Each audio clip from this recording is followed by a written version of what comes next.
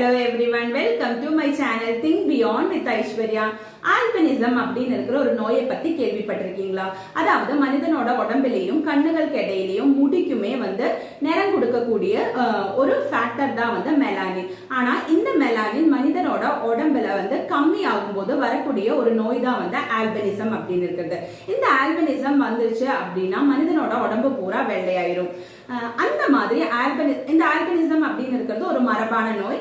அதாவது ட்ரெடிஷ்னலா வரக்கூடியது, பாரம்பரியமா கிடைக்கக்கூடிய ஒரு நோய் தான் இந்த ஆல்பினிசம் அப்படின்னு இருக்கிறது.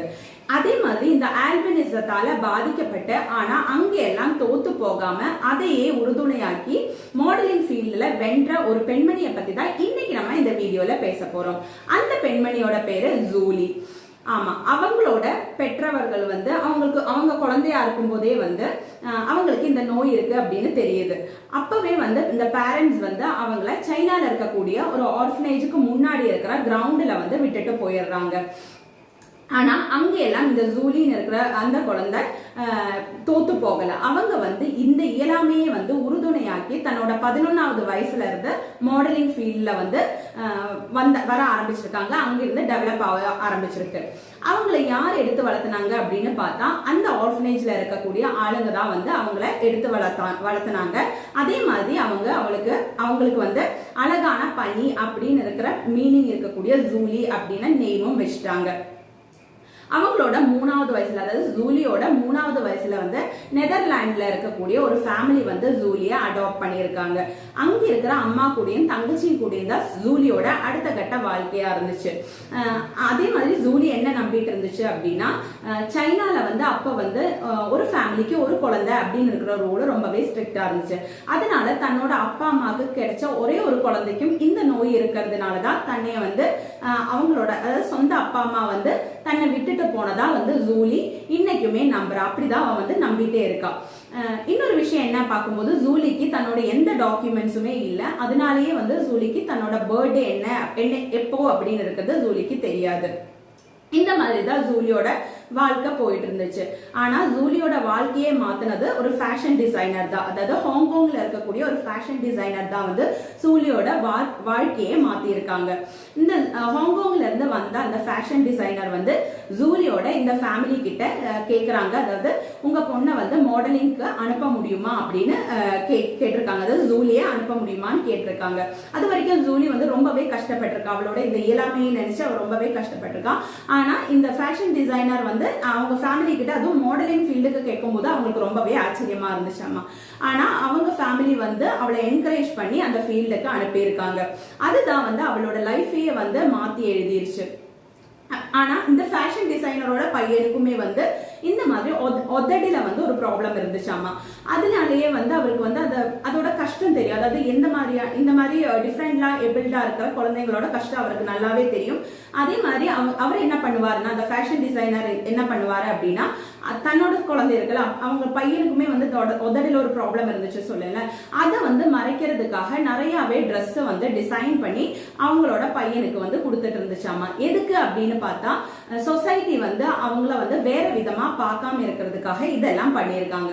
அப்படிதான் ஹாங்காங்ல இருந்து இந்த ஃபேஷன் டிசைனர் நெதர்லாண்ட்ல ஒரு ஷோ ஃபேஷன் ஷோ கண்டக்ட் பண்ண டிசைட் பண்றாங்க. அதோட கேம்பெயினுக்கு தான் ஜூலியை இன்வைட் பண்ணியிருக்காங்க. ஜூலியுமே அதுல பார்ட்டிசிபேட் பண்ணிருச்சு. அந்த பார்ட்டிசிபேட் பண்ணதுக்கு பிறகு ஜூலிக்கு நிறையவே போட்டோ ஷூட்கான வாய்ப்பு கிடைச்சிருக்குது. அதாவது நிறைய பேர் கூப்பிட ஆரம்பிச்சிட்டாங்க போட்டோ ஷூட்க்கு.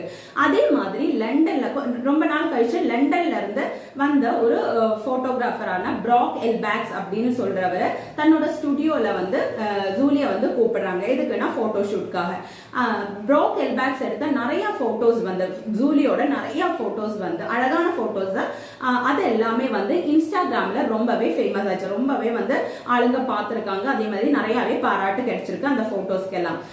தன்னோட 16வது வயசுல, ஜூலியோட 16வது வயசுல அவளோட இந்த போட்டோஸ், அதாவது ப்ராக் எல்பேக்ஸ் எடுத்த அந்த போட்டோஸ் வோக் மேகசின்ல பப்ளிஷ் ஆயிருக்கு. அதாவது இட்டாலியன் ஃபீச்சர்ல இவ அந்த ஜூலியோட போட்டோஸ் ரொம்பவே பிரபலமாயிருக்கு. அவங்க பப்ளிஷ் பண்ணியிருக்காங்க இந்த வோக் மேகசின்ல. அதுக்கப்புறம் ஜூலிக்கு ரொம்பவே இந்த மாடலிங் ஃபீல்ட்ல வந்து ரொம்பவே வாய்ப்புகள் தேடி வர ஆரம்பிச்சு. வோக் மேகசின்னா எவ்வளவு பெரிய ஒரு உலக பிரசித்தமான ஒரு மேகசின் இல்லையா, அதுலயே வந்து ஜூலிக்கு வாய்ப்பு கிடைச்சிருச்சு. அந்த போட்டோஸ் ரொம்பவே ஃபேமஸும் ஆயிருக்கு. அதுக்கப்புறம் வந்து எக்கச்சக்கமான ஆப்பர்ச்சுனிட்டிஸ், அதாவது பெரிய பெரிய கம்பெனிஸ்ல இருந்து ஜூலிய மாடலிங்காக கூப்பிட்டுருக்காங்க. ஜூலியுமே வந்து மாடலிங் ஃபீல்ட ரொம்பவே உறுதுணையா, அதாவது இந்த எல்லாமே எல்லாம் மறந்துகிட்டு ரொம்பவே ஆக்டிவ் ஆக ஆரம்பிச்சிருக்கு. ஆனா ஜூலியை பொறுத்த வரைக்கும் இந்த மாடலிங் அப்படின்னு இருக்கிறது ஒரு சாதாரணமான விஷயம் கிடையாது, ரொம்பவே கடினமா இருக்கும். மற்றவங்கள மாதிரி ஈஸியான ஒரு ஜாப் கிடையாது. ஏன் அப்படின்னா அவங்களுக்கு பார்வை திறன் கொஞ்சம் கம்மியா இருந்துச்சு. அதே மாதிரி இந்த ஹெவி லைட்ஸ் எல்லாம் இருக்கும் இல்லையா, இந்த ஃபேஷன் ஷோ அப்படின்னு இருக்கும்போது ஒலி எல்லாமே வந்து ரொம்ப பிரைட்டா இருக்கும், ரொம்பவே ஹெவியா இருக்கும்.